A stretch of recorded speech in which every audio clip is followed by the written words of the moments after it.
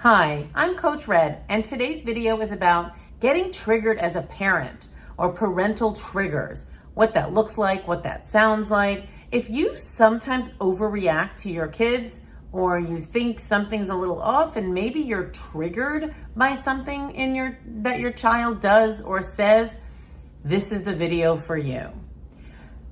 Keep watching and subscribe and like to my channel so that you will never miss a video as they're being posted on the channel. If you want more blog posts and other interesting information, you can check us out at CoachRed1.com. That's the numeral 1.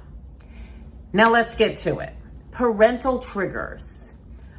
I mention this because sometimes I see in my life coaching practice that people don't even realize when they're triggered or something just upsets them.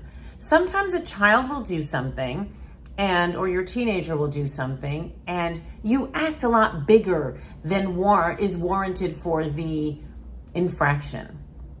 So let's think about why you did that, what you did. First, what are parenting triggers? Parenting triggers are things that our children do, say, feel, or believe that cause us to have an automatic negative response. For example, you'll yell, lash out, shut down, cry, try to escape, or feel compelled to punish or shame your child when you feel triggered. How do you know that you are being triggered by your kids? Well, you feel sad, upset, or hurt after something your child has said or done to you that normally you just shouldn't be taking personally. That means you've been triggered. Like if you take something personally that your child does or says, unless it's actually a personal affront, you've been triggered. If you are upset or angry or afraid and it's out of proportion to what your child has said or done, and then you realize afterwards when you're calm, you've probably been triggered. First, let me say, it is completely normal to find your child annoying.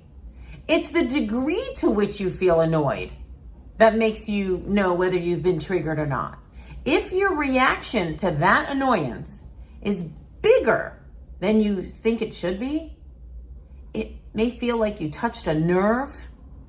Well, we call that getting triggered if they touched a nerve. So why would your kids even trigger you? Often it's that the child reminds you of yourself. Now, you don't necessarily see this in the moment, and sometimes it's easier for someone else, like a coach or a therapist, to see it. But they remind you of yourself, and very often it's the very things you don't like about yourself. Are you embarrassed when your child cries? Maybe inside of you, you have unresolved feelings related to being rejected or shamed for crying when you were a child.